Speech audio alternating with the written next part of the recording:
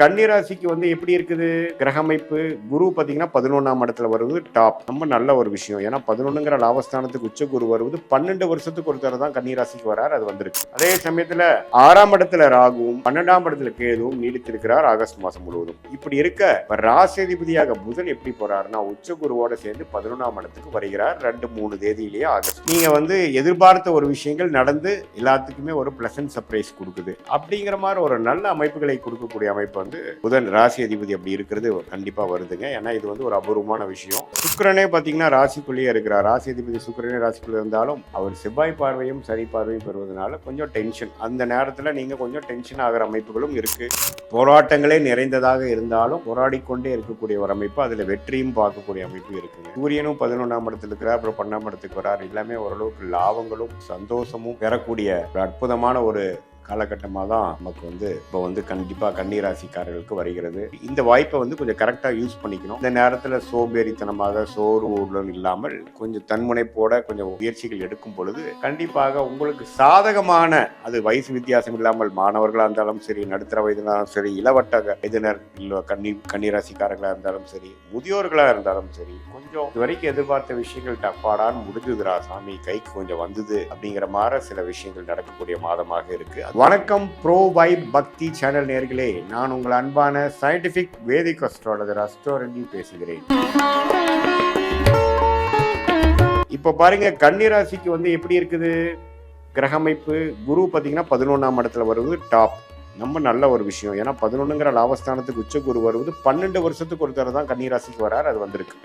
அதே மாதிரி சனி 7ஆம் இடத்துல இருந்து ராசியை பார்க்கறது நிறைய வேலைகள், நிறைய தொடர்புகள், நிறைய முயற்சிகள்ங்கிறது போய்கொண்டே இருக்கக்கூடிய அமைப்புகள் இருக்குது.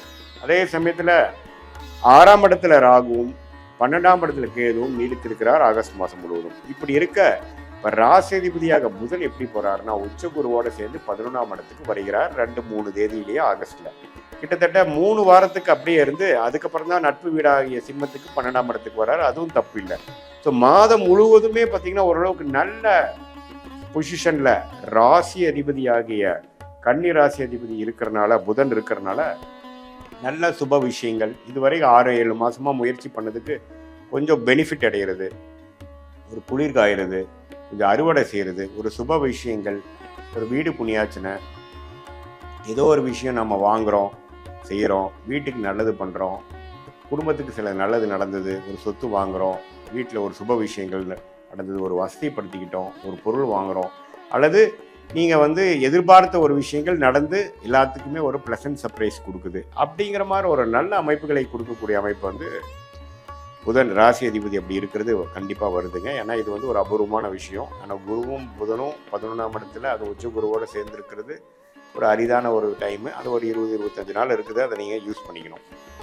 ஸோ அதே மாதிரி உங்களுக்கு சுக்கிரனே பார்த்தீங்கன்னா ராசிக்குள்ளேயே இருக்கிறார். ராசி அதிபதி சுக்கிரனே ராசிக்குள்ளே இருந்தாலும் அவர் செவ்வாய் பார்வையும் சனி பார்வையும் பெறுவதனால கொஞ்சம் டென்ஷன். அந்த நேரத்தில் நீங்கள் கொஞ்சம் டென்ஷன் ஆகிற அமைப்புகளும் இருக்குது. கொஞ்சம் அது ஆயிருமா ஆயிராதாங்கிற மாதிரி இருக்கும். நிறைய அலைச்சல்கள் எல்லாமே உங்கள் தலையில் தான் விடிகிற மாதிரி ஒரு அமைப்புகள், அதெல்லாம் கொஞ்சம் எதிர்பார்க்கலாம். மற்றபடி பார்த்தீங்கன்னா ஒன்றும் பிரச்சனை இல்லை. செவ்வாய் 10ல் இருக்கிறது நல்ல முயற்சி. நீங்கள் என்ன நினைக்கிறீங்களோ அதில் தீர்க்கமாக செய்யக்கூடிய ஒரு அமைப்பு. நல்லா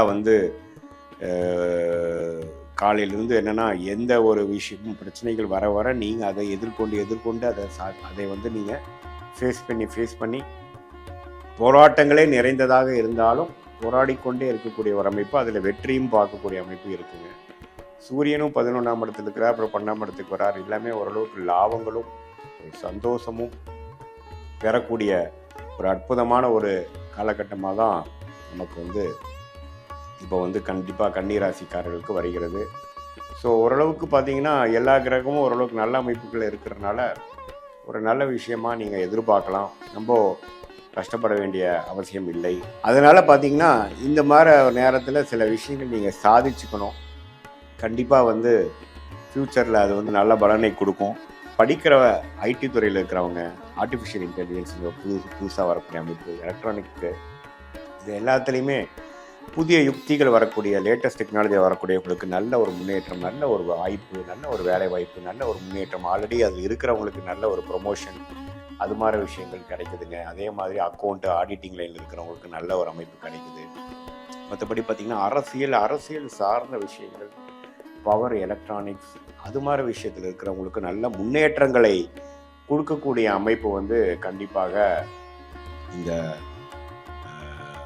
அமைப்பு ஆகஸ்ட் மாதம் 2026 வந்து தவறே இல்லாமல் இருக்குது. இந்த வாய்ப்பை வந்து கொஞ்சம் கரெக்டாக யூஸ் பண்ணிக்கணும்.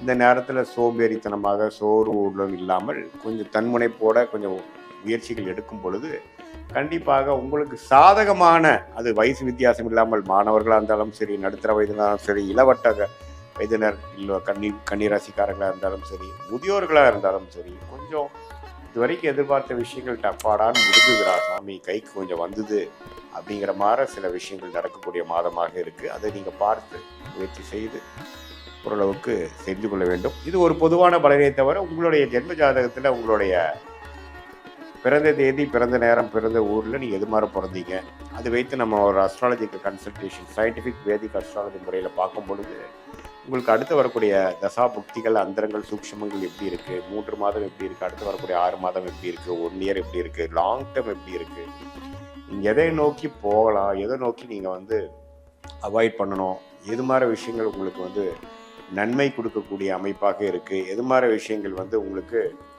அவ்வளோ பாசிட்டிவாக இல்லை, உங்களுக்கு யோகமான கிரகம் என்ன, உங்கள் யோகத்தை வந்து நீங்கள் எப்படி புரிந்து கொண்டு அது மாதிரி துறையில் எப்படி போகிறது, எந்த மாதிரி டைமில் நீங்கள் மாறலாம், எந்த மாதிரி டைமில் வந்து உங்களுக்கு தகுந்ததாக இருக்குது, வேலை மாறுதலுக்கு எப்போ நல்ல விஷயம், தொழில் அபிவிருத்தி எப்போ, தொழில் எப்போ ஆரம்பிக்கலாம், இடம் எப்போ வாங்கலாம், கடன் எப்போ குறையும், அது மாதிரி எல்லா காலகட்டத்துக்கும் கன்னிராசிக்காரர்கள் உங்களுக்கு எது மாதிரி விஷயங்கள் நமக்கு பண்ணணும் அப்படிங்கிறது வந்து உங்களுடைய ஜாதகத்தில் எது மாதிரி அமைப்புகள் இருக்குது, பாஸ்ட் இப்போ எப்படி நடந்திருக்கு, ஃப்யூச்சர் எப்படி இருக்குது, எது மாதிரி லைனில் போனால் நமக்கு ஜெயிக்க முடியும், நம்ம டைரக்ஷன் என்ன, எந்த சாய்ஸ் எடுக்கலாங்கிறது சயின்டிஃபிக் வேதிக் அஸ்ட்ராலஜி முறை எதையும் மிகைப்படுத்தாமல் உள்ளது உள்ளவாறு நாம் பார்க்கும் பொழுது நம்மளுடைய கர்மாவை நாமளே தெரிந்து கொண்டு அதுக்கு தகுந்த மாதிரி வாழ்க்கை பயணத்தை நாமளே மேற்கொள்ளும் போது சிரமமின்றி எதிர்நீச்சல் போடாமல் நம்மளுடைய வாய்ப்புகள் என்னவோ அதையே நம்ம கொஞ்சம் உற்சாக பார்த்து அதுக்கு தகுந்த மாதிரி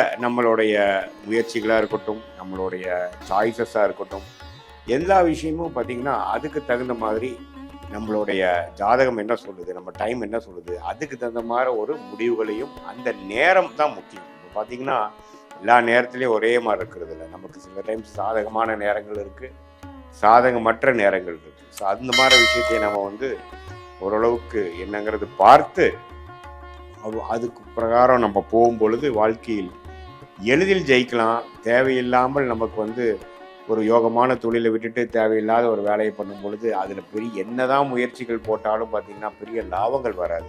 ஸோ நமக்கு எந்த கிரகம் நமக்கு நல்லா இருக்குது அப்படிங்கிறத தெரிஞ்சுக்கணும். எது மாதிரி டைமில் நம்ம வந்து அது மாதிரி ரிஸ்க் எடுக்கலாம், எது மாதிரி டைமில் கல்யாணம் பண்ணுறது, நமக்கு ஏர்லி மேரேஜா, லேட் மேரேஜா, அல்லது திருமணம் காதல் திருமணமா, அரேஞ்ச் மேரேஜ் வர மாதிரி எப்படி இருக்கா, நம்மளோட ஜாதகத்தில் சுக்கிரன் எப்படி இருக்கார், நம்ம ஜாதகத்தில் 7ஆம் இடங்கிற திருமண ஸ்தானம் எப்படி இருக்குது, லக்னம் எப்படி இருக்குது, லக்னாதிபதி எப்படி இருக்குது, செவ்வாய் எப்படி இருக்குது, இது மூலமாக நம்மளுடைய தொழில் அமைப்புகள், வேலை அமைப்புகள், நம்ம படிப்பு, நம்மளோட முன்னேற்றங்கள், நம்மளோட இன்ட்ரெஸ்ட்டு, இதெல்லாம் எதை நோக்கி போய்கொண்டு இருக்கிறதுங்கிறத சயின்டிஃபிக் வேதிக் அஸ்ட்ராலஜி முறையில் தெரிந்து கொண்டு அதுக்கு தகுந்த மாதிரி முடிவுகள் எடுக்கும் பொழுது வாழ்க்கையில் எளிதில் வெற்றி பெற முடியும் என்று சொல்ல விரும்புகிறேன். மீண்டும் மற்றொரு காணொளியில் சந்திப்போம். நன்றி, வணக்கம்.